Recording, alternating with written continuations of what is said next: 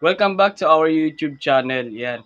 For today's video ay pag-uusapan natin kung bakit nag-decrease yung ating reach sa Facebook mga ka-special. Pero bago ang lahat, kung hindi ka pa nakapag-subscribe dito sa aking YouTube channel, don't forget to subscribe at pindutin ang notification bell para updated ka sa ating mga latest video.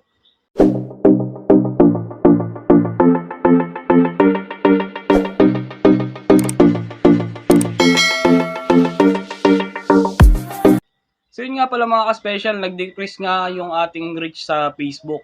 Bali nga pala dito sa ating dashboard sa ating main account na merong 6.2 followers ay mababasa natin na you decrease your reach. Yan nga pala mga ka-special. So sa bali sa last 28 days kasi natin na na-monetize tayo dito sa stream ads, medyo humina yung ating monetization, yung ating earnings sa Facebook. Yan. Kasi nung mga nakaraang month ay nagpo-post tayo ng mga 3 to 5 reels every day. So ngayon, 1 to 2 reels na lang po tayo nakakapag-post. Isa sa umaga at isa po sa gabi. So bali nga pala dito ay you publish negative 22.2% less posts in the last 7 days and got negative 38.8% less reach. Yan nga pala mga special. Yun, medyo bumaba yung ating reach sa ating reels tsaka na rin sa ating mga long-term videos dito sa Facebook. Siguro nga ay medyo kakaunti lang yung ating nanonood sa ating mga videos or siguro dahil yung ating mga followers ay hindi nanonood ng ating mga content videos or real videos. At ito nga rin pala, mababasa rin natin in the last 28 days ng ating pagiging monetized dito sa Facebook ay bumaba yung ating reach. Ayan, naging negative 37% na lang yung ating reach dito sa Facebook mga ka-special. So bali, overall meron lang tayong 6,087 reach sa ating kabuuan ng last 28 days natin dito. At mapapansin nga rin natin dito mga ka-special na bumaba yung ating reach dito sa Reels kasi nga 1 to 2 Reels lang tayo nagpo-post na lang ngayong mga month ng September. Yan. So bali nga pala dito yung Reels reach natin ay meron tayong 4,150, bumaba siya ng negative 45%. So ayun, yun yung ating kadalasan na na-encounter dito sa ating professional dashboard. At dahil nga bumaba yung ating reach, dahil sa ating nag-decrease yung ating reach sa Facebook, ayan, bumaba rin yung ating interactions dito sa last 28 days. Ayan, nag-negative 2% na lang yung ating interaction na may total na 1,946. Ayan nga pala. From the previous 28 days mga ka-special. So bali, yung problema kasi dito ay siguro yung mga nanonood ng ating mga reels at long-term videos ay hindi mga followers natin, kung hindi ay mga non-followers. So siguro sa madaling salita, yung mga followers natin ay hindi nanonood ng ating mga long-term videos at mga reels video. Dahil dito, yung mga non-followers lang yung mga nakakapanood nitong ating reels at mga long-term videos mga special. At dito nga rin pala, in the last 28 days, yung ating 3 seconds views ay bumaba rin ng negative 25%. Ayan nga pala, from the previous 28 days.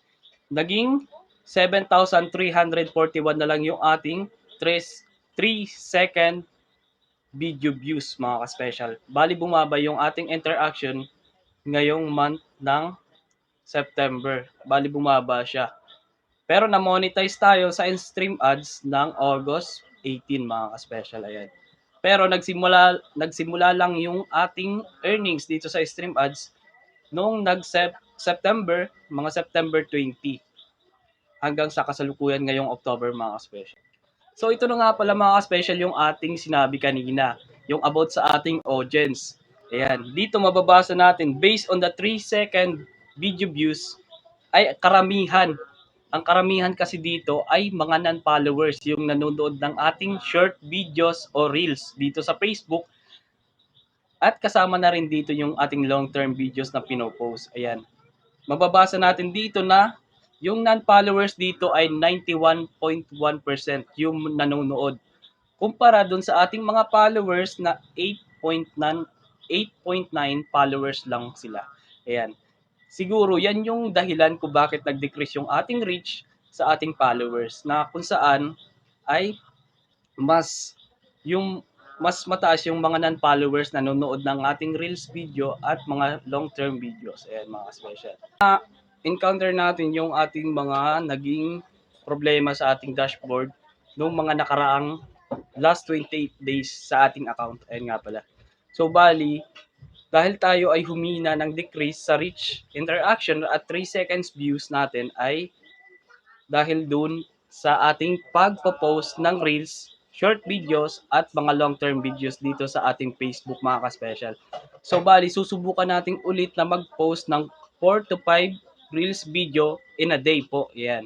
Para mabalik natin sa dating reach interaction at 3 second video views yung ating FB page, Facebook page at pati na rin yung ating YouTube channel mga special. Yan nga pala. So, bali nga pala, kung hindi ka pa nakapag-subscribe dito sa ating YouTube channel, don't forget to subscribe at pindutin ang notification bell para palagi kang updated sa aking mga latest video. At don't forget to follow my Facebook page na Mark Special. Yan nga pala. Sa ating susunod muli na vlog ay don't forget na mag-iwan ng comment para sa mga susunod na ating iba-vlog at pwede rin kayo mag-request ng ating mga sunod nating vlog at about topic at don't forget to leave a reaction. Ayan nga pala. So maraming salamat nga pala sa nanood nitong ating video sa susunod po nating ulit na vlog. Ayan nga pala mga special. Sana ay nakatulong po sa inyo itong aking munting video. Ayan. Maraming salamat.